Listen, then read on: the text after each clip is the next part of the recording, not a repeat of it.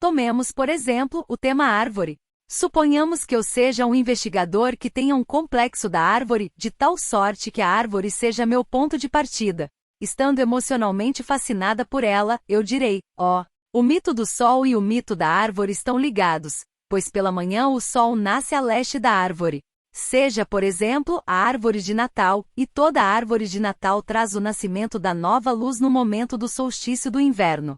Logo, todos os mitos do sol são, também, os mitos da árvore. Mas veja, a árvore também é maternal. Ainda hoje na Saxonia, disse que as meninas bonitas nascem debaixo das folhas das árvores, e eu posso lhes mostrar quadros ilustrando crianças que nascem das árvores. As almas das crianças não nascidas farfalham sob as folhas, e está é a razão pela qual há árvores no centro de todas as cidades alemãs, austríacas e suíças. A árvore é, consequentemente, a grande mãe. Mas a árvore não é somente a mãe da vida, ela o é também da morte, pois é com as árvores que se fazem urnas funerárias, e há também os enterros feitos em árvores. Os xamãs das tribos do Círculo Polar e em certas tribos norte-canadenses enterram pessoas em troncos de árvore. Provavelmente também os zigurates babilônicos, as colunas nas quais os persas colocam seus mortos, são também uma espécie de árvore. Então, já pensou na relação entre árvore e poço?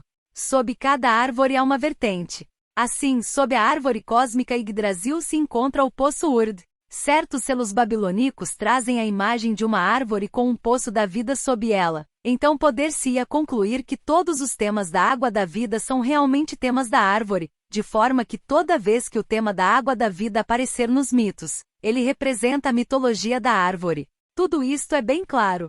Todo mundo vê isso.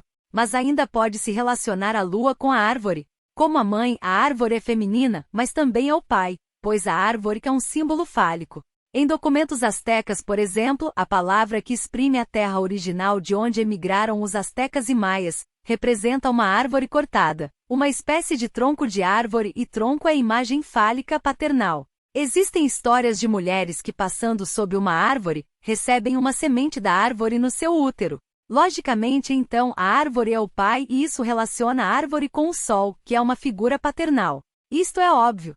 Se tem o que poderia ser chamado de complexo solar, então tudo acaba sendo solar, e se tem o complexo lunar, tudo é lunar. No inconsciente, todos os arquétipos estão contaminados um pelo outro. É como se diversas fotografias fossem impressas umas sobre as outras. Elas não podem ser separadas. Isto tem a ver, provavelmente, com a relatividade atemporal e a espacial do inconsciente. É como um pacote de representações que estão simultaneamente presentes.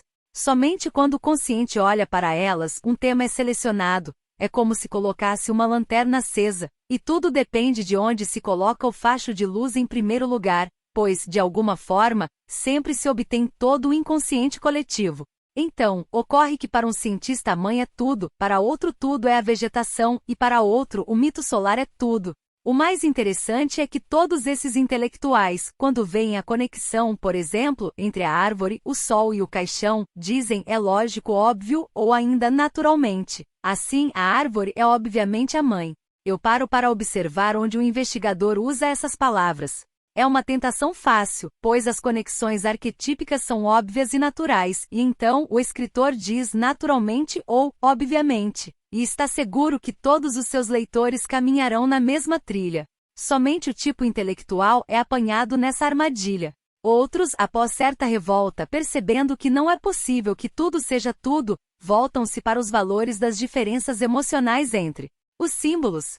Na realidade, pode-se interpretar um conto de fada com qualquer das 4 funções da consciência. O tipo pensamento apontará a estrutura e a maneira pela qual todos os temas se conectam. O tipo sentimento colocará todos numa ordem de valores, hierarquia de valores que é igualmente racional.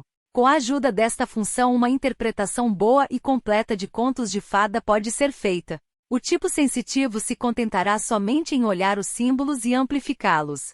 O tipo intuitivo verá todos os elementos na sua totalidade. Ele será o melhor dotado para mostrar que o conto de fada, tomado em seu conjunto, não é uma história discursiva, mas é realmente uma única mensagem com muitas facetas. Quanto mais diferenciadas e desenvolvidas são as funções do consciente, melhor e mais rica será a interpretação feita, pois a história será circundada, tanto quanto possível, pelas 4 funções. Quanto mais se tiver desenvolvido e treinado o uso das funções mais conscientes, melhor e mais colorida será a interpretação. É uma arte que tem que ser praticada. Não pode ser aprendida apesar de algumas indicações gerais que eu tento dar. Eu sempre digo aos estudantes que não aprendam somente com minhas aulas, mas que tentem eles mesmos interpretar os contos de fada, pois essa é a única maneira de se aprender. Interpretação é uma arte, na verdade um ofício, que depende unicamente da pessoa. Nas aulas em que cada um interpretar o mesmo conto de fada, ocorre quase uma confissão, uma espécie de teste de Rorschach. Isto é inevitável, e é normal, pois a pessoa tem que se colocar aí por inteiro. Podem se perguntar as razões pelas quais a psicologia junguiana se interessa por mitos e contos de fada. O Dr. Jung disse, certa vez, que é nos contos de fada onde melhor se pode estudar a anatomia comparada da psique. Nos mitos, lendas ou qualquer outro material mitológico mais elaborado obtém-se as estruturas básicas da psique humana através da grande quantidade de material cultural. Mas nos contos de fada existe um material consciente culturalmente muito menos específico e, consequentemente, eles oferecem uma imagem mais clara das estruturas psíquicas. Uma das objeções que outras escolas psicológicas nos propõem é que vemos arquétipos em todo canto, que nossos pacientes aparentemente sonham sobre arquétipos todas as noites, mas que os pacientes deles nunca produzem tal material. Se o analista não sabe o que são temas arquetípicos, naturalmente ele nunca os notará, ele os interpretará pessoalmente ligando-os com memórias pessoais. A fim de que se possa iluminar um material arquetípico é necessário que se tenha um conhecimento geral a respeito do mesmo. Esta é uma das principais razões pelas quais procura-se aprender de maneira aprofundada esses temas, bem como seus diferentes contextos. Mas existe ainda uma outra razão que tem mostrado ser ainda mais importante e que nos conduz a problemas mais essenciais. Se alguém lhe conta um sonho e você já fez a anamnese dessa pessoa, isto é, sua história de vida exterior e interior, mesmo se tenta se refrear, você acaba normalmente levantando uma hipótese geral a respeito do problema dessa pessoa, que ela ainda está ligada à mãe, ou que existe uma fixação paterno-filial, ou que é uma mulher dominada pelo seu animus, ou Deus sabe lá o quê. Suponha, por exemplo, que você tenha uma hipótese de que uma paciente em análise está bastante perturbada por seu animus, e quando ela lhe traz um sonho de um ladrão, que a atemorizou terrivelmente, então você tem uma reação do tipo: ah, olha aí! Você não nota que assim não interpretou o sonho, mas somente reconheceu nele aquilo que você já supunha. Você o ligou com aquilo que intuitivamente já imaginara ser o problema. Então você considera o ladrão uma figura do animus, e isso parece ser uma interpretação objetiva. Mas você não aprendeu de fato a interpretar o sonho de maneira científica, ou seja, não fazendo hipóteses a não ser a partir daquilo que emerge dos próprios temas do sonho. Deveríamos observar os sonhos tão objetivamente quanto possível e somente então, permitir-nos tirar uma conclusão.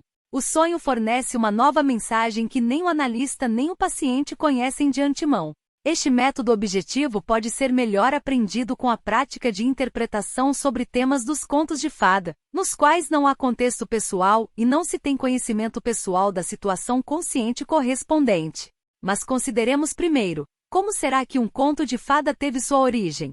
Se formos realistas, devemos dizer que ele se originou num momento particular, numa certa época. Como pode acontecer? Eu elaborei sobre esse tema uma teoria pessoal que lhes proponho. Max Luthien da Gabi Seid und Marchen, Os Dons na Saga e Contos de Fada, mostra que nas lendas e nas sagas locais o herói da história é o próprio ser humano. Uma saga local é aquela espécie de história que começa desta maneira: você está vendo aquele belo castelo lá em cima? Bem, existe uma história sobre ele. Era uma vez um pastor que num dia de verão muito quente levou seu rebanho para perto do castelo. De repente, tomado de curiosidade, pensou em entrar, apesar de ter ouvido que havia fantasmas ali. Então, com mãos trêmulas, ele abriu a porta e viu uma serpente branca que lhe falou numa linguagem humana que ele deveria entrar e ficar com ela. E se ele conseguisse suportar 3 noites, ele poderia redimi-la, ou algo assim. Isso é o que é chamado de saga local. Luthien mostra, com muitos exemplos, que naquelas sagas locais o herói é um ser humano cujos sentimentos e reações são relatados. Por exemplo, fala-se que o coração do pastor batia violentamente quando ele abriu a porta do castelo e que ele se arrepiou quando viu a serpente e lhe deu um beijo gelado, mas que ele foi corajoso e permaneceu ali todo o tempo. A história é contada como se um ser humano comum estivesse tendo uma experiência sobrenatural ou parapsicológica. Mas se considera os contos de fada clássicos, como por exemplo, O Pássaro de Ouro, de Grimm, aí o herói já não tem sentimentos. Se um leão o ataca, ele puxa sua espada e mata-o. Nada é dito se ele ficou com medo, tremeu e quando atravessou a espada pela garganta do leão, ele coçou a cabeça e se perguntou o que estava fazendo. É por ser um herói que ele mata o leão com esta naturalidade. Luthi diz que o herói no conto de fada é uma figura abstrata e não humana. Ele é completamente preto, ou completamente branco, e tem reações estereotipadas. Ele salva a dama e mata o leão, e não teme a velha da floresta, etc. Ele é completamente esquemático. Depois de ter lido isso, eu vim a ler uma história de uma crônica familiar do século XIX, publicada na Suíça, num artigo sobre folclore, Sves, Zeitschrift für Volkskunde, 1937. A família ainda vive em Chur, a capital de Graubünden. O bisavô da família tivera um moinho numa cidadezinha solitária dos Alpes, onde vivia. Certa noite saiu para caçar raposa. Quando ele encontrou uma raposa e se preparou para atirar, esta levantou sua pata e disse, "Não atire em mim", e em seguida desapareceu. O moleiro voltou para casa bastante impressionado, pois raposas que falam nunca fizeram parte da sua experiência diária. Quando chegou, encontrou seu moinho girando sozinho em torno da roda. Ele berrou, perguntando quem havia posto o moinho em movimento. Ninguém havia posto. 2 dias depois, ele morre. Esta é uma história típica que se encontra em relatos espíritas ou parapsicológicos. Em todo canto do mundo tais coisas acontecem por vezes prenunciando a morte de alguém. Instrumentos comportam-se como se fossem vivos. Relógios param como se fossem parte do seu dono que morre e muitas coisas estranhas acontecem.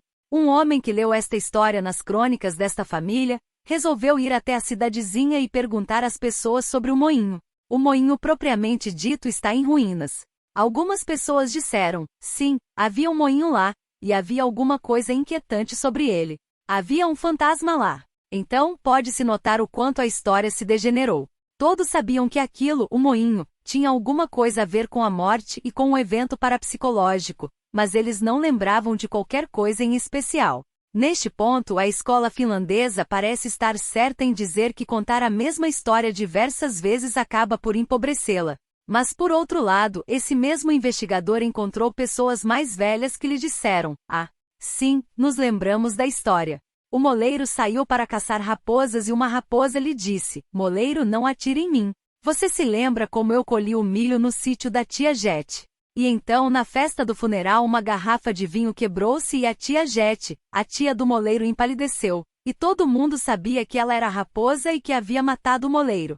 Há uma crença geral de que as bruxas tomam a forma de raposa. Crê-se que as bruxas saem à noite e tomam forma de raposa e fazem muitas maldades sob esta forma, e depois voltam para os seus corpos, que permaneceram deitados nas camas como mortos, nesse meio tempo. Isto pode ser provado pois por vezes, um caçador atira numa raposa e a fere na pata e então, na manhã seguinte, a senhora fulana de tal aparece com um braço na tipóia e quando se pergunta o que aconteceu, ela não responde.